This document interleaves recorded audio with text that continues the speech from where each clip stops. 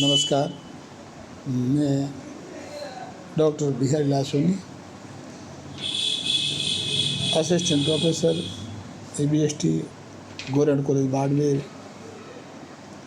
आज दिनांक 24/8/2000 सोमवार, BCom second year section A and B accounting paper first corporate accounting की यूनिट फर्स्ट में आगे टॉपिक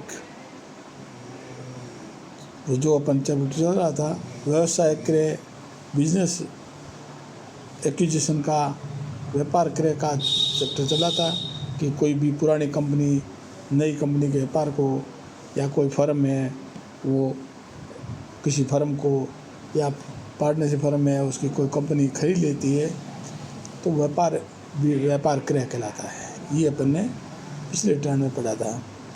अब व्यापार क्रय करने पर जो लिखा होगा, एंट्री होगा, तो क्रेता की पुस्तकों में ज़्यादातर अपने सब क्रेता की पुस्तकों में ज़्यादा सिलेबस में है।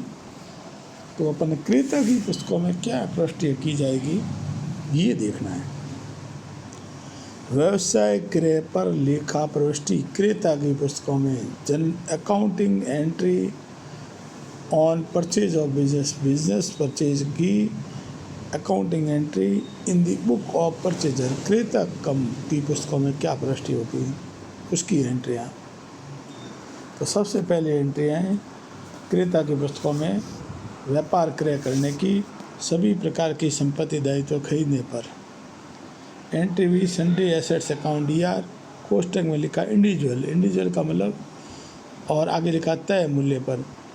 इंडिविजुअल का मतलब अलग अलग, बिल्डिंग खरीदी बिल्डिंग अकाउंट DR, मशीन खरीदी मशीन, फर्नीचर लेटर्स खरीदे लेटर्स, जो संपत्ति खरीदी उनका नाम लिखना है। Sundry assets account DR to sundry liabilities, यहाँ लायबिलिटीज का मतलब अलग अलग लायबिलिटीज के नाम लिखने हैं, खाली लायबिलिटी नहीं। क्रेडिटर्स है, बिल्स पेबल है, या बैंक लोन है, या बैंक OD है, जो भी लायबिलिटीज है वो सारी नाम लिखने हैं। और तय मूल्य से, जिस मूल्य पर लिया वो, टू वेंडर क्रय प्रतिबल की राशि से, कितने रुपए में क्रय प्रतिबल तय किया। अब चूंकि क्रय प्रतिबल पूर्व निर्धारित है तो अंतर की राशि DR में कम पड़े तो गुडविल है, और CR साइड में कम पड़े तो टू कैपिटल रिजर्व आएगा। क्रय प्रतिबल की राशि यदि प्रश्न में दी हुई और एसेट्स और लायबिलिटीज का अंतर क्रय प्रतिबल की राशि से कम ज़्यादा भी हो सकता है। ऐसी परिस्थिति में DR में कम पड़ रहा है, एसेट्स में है, तो अपन ये मानेंगे कि वो गुडविल अकाउंट DR है। लायबिलिटीज में कम पड़े तो टू कैपिटल रिजर्व है। इसके बाद में क्रय प्रतिबल का भुगतान करने पर वेंडर को भुगतान करना है। वेंडर में विक्रेता, व्यापार में बेचने वाला, उसको भुगतान करना है तो वेंडर अकाउंट DR क्रय प्रतिबल की राशि से।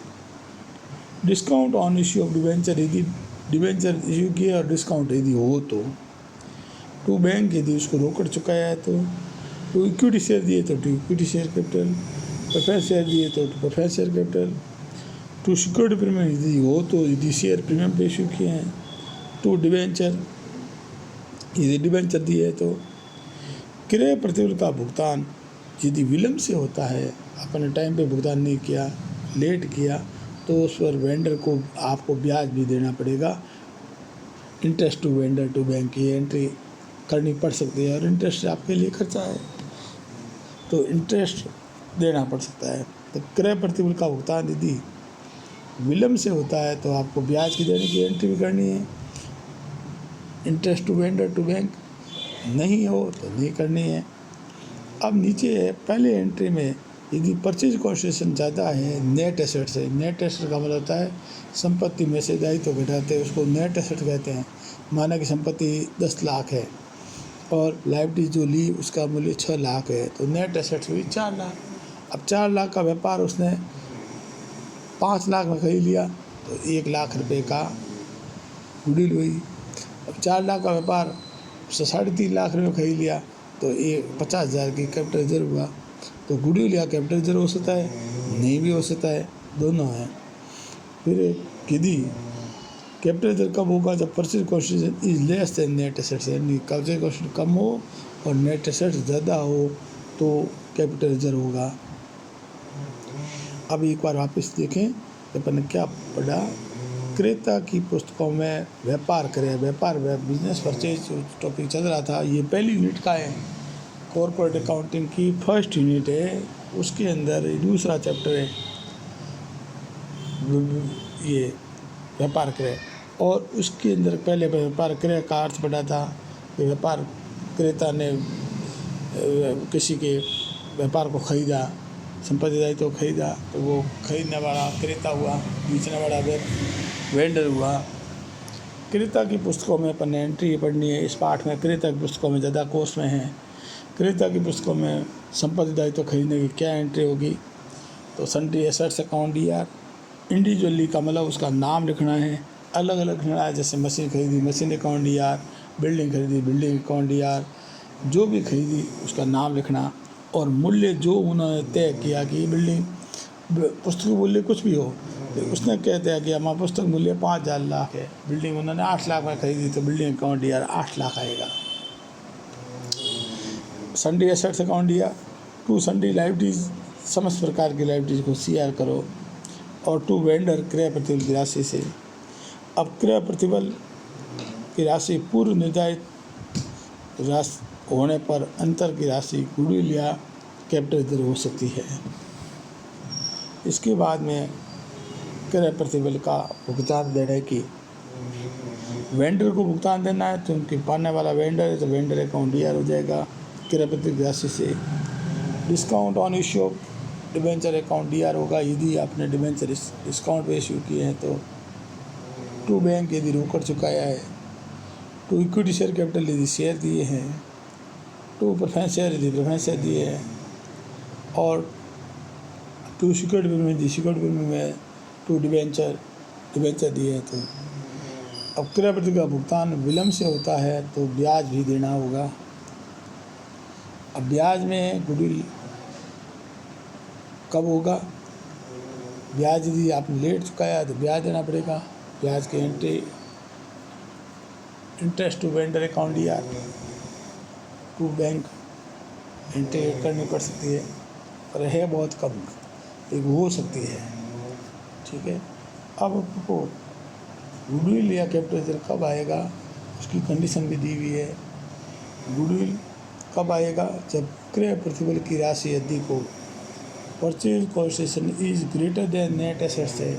माना कि नेट एसेट्स है 5 लाख और अपन व्यापार खरीदा 6 लाख रुपये में, तो 1 लाख रुपये ज़्यादा दिए वो गुडविल के दिए। यदि आपने व्यापार नेट एसेट 5 लाख है और 4.5 लाख रुपये दिए तो 50,000 का कैपिटल रिजर्व होगा। तो गुडविल हो या कैपिटल रिजर्व दोनों में एक हो सकता है और नहीं भी हो सकता है। मतलब अपने व्यापार नेट एसेट 5 लाख है, 5 लाख व्यापार खरीदा तो ना गुडविल हुई ना कैपिटल रिजर्व हुआ।